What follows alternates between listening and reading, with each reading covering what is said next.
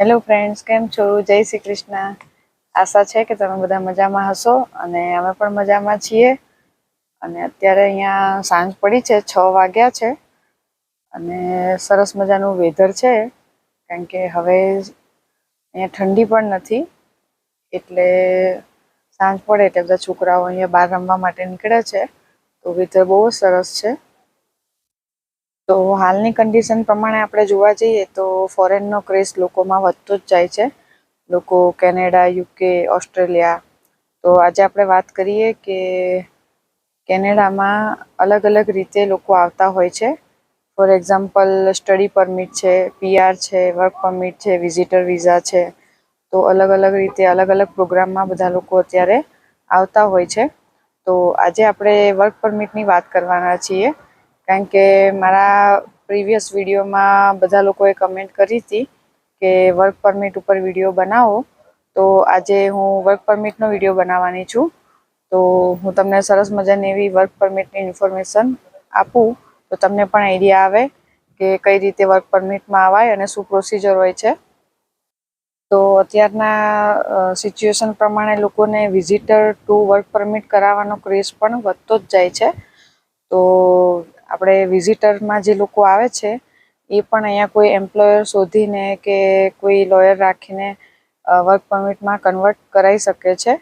અને એનો જે રૂલ્સ હતો એ પણ ગવર્મેન્ટ દ્વારા એક્સટેન્ડ કરવામાં આવ્યો છે. તો એ રૂલની જે ડેટ છે એ 28 ફેબ્રુઆરી 2025 સુધી લંબાવવામાં આવી છે. અને તમારે વિઝિટર ટુ વર્ક પરમિટ કઈ રીતે કન્વર્ટ કરવું એના વિશે માહિતી જોતી હોય તો એના રિલેટેડ મેં ઓલરેડી વિડીયો બનાવેલો જ છે. તો એની લિંક પણ હું આ વિડીયોમાં ડિસ્ક્રિપ્શનમાં શેર કરી દઈશ, તો તમે એ વિડીયો પણ જોઈ શકો છો. તો હવે આપણે જે વાત કરવાના છીએ એ છે વર્ક પરમિટની.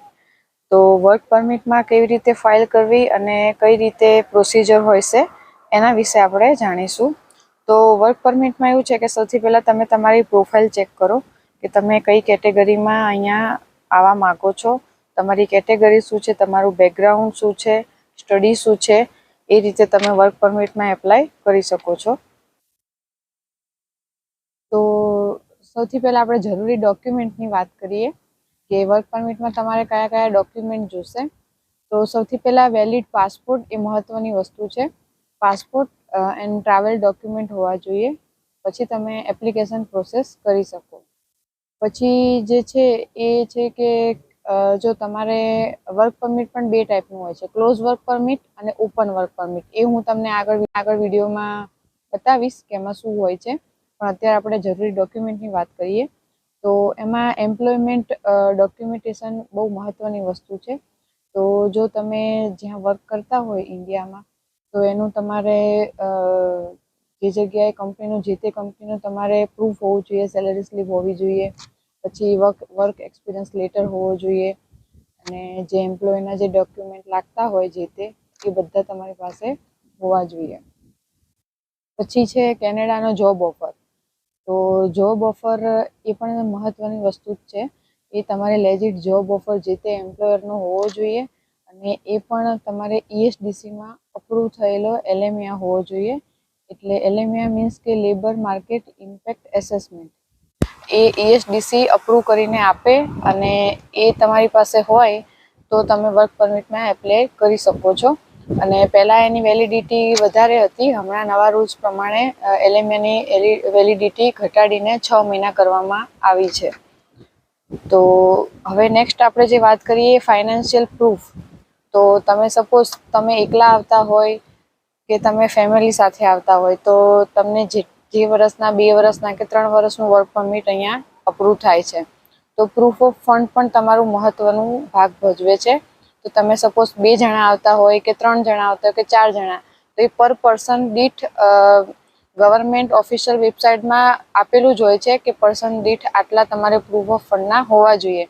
તો એટલા ડોલર તમારે પ્રૂફ ઓફ ફંડ જરૂરી છે કે તમે સપોઝ 2 વર્ષ કે 3 વર્ષની વર્ક પરમિટ મળે તો તમે 3 વર્ષ સર્વાઈવ કરી શકો, ખાવા પીવાનો રહેવાનો તકલીફ ન થાય એની માટે આ ગવર્મેન્ટ પ્રૂફ ઓફ ફંડ મુકાવે છે. પછી છે ક્લિયર ક્રિમિનલ બેકગ્રાઉન્ડ. તો તમારું જે ઇન્ડિયામાં તમારું બેકગ્રાઉન્ડ હોય એ ક્લિયર હોવું જોઈએ કે જે તમે કોઈ અહીંયા ગુનો નથી કર્યો કે કોઈ તમે અહીંયા ક્રાઇમ નથી કર્યું, તો એનું પ્રૂફ હોવું જોઈએ. પછી છે મેડિકલ એક્ઝામ. તો તમારે મેડિકલ એક્ઝામ પણ જરૂરી છે, એ પણ આપવી પડે કે તમને કોઈ ટીબી કે કેન્સર કે કોઈ એવો મોટો રોગ નથી, તો એ પણ આપવી જોઈએ. તો આ છે જરૂરી ડોક્યુમેન્ટ જે વર્ક પરમિટમાં લાગે છે. હવે આપણે વાત કરીએ કે વર્ક પરમિટ બે ટાઈપની હોય, ઓપન વર્ક પરમિટ અને ક્લોઝ વર્ક પરમિટ. તો ક્લોઝ વર્ક પરમિટમાં શું હોય અને ઓપન વર્ક પરમિટમાં શું હોય? તો ક્લોઝ વર્ક પરમિટમાં મેં આગળ તમને કીધું કે એલએમઆઈ જરૂરી છે. તો એ એલએમઆઈ તમારે પ્રોપર એમ્પ્લોયર પાસેથી લેવાનો હોય છે, ESDCમાં અપ્રૂવ થયેલો. પછી એમાં એવું હોય છે કે જે તમારે જે કંપનીનો એલએમઆઈ હોય, તો સપોઝ તમને 2 વર્ષની વર્ક પરમિટ મળી, તો તમારે 2 વર્ષ સુધી ત્યાં જ કામ કરવાનું હોય છે. એ એમ્પ્લોયર જોડે જ તમારે કામ કરવું પડે.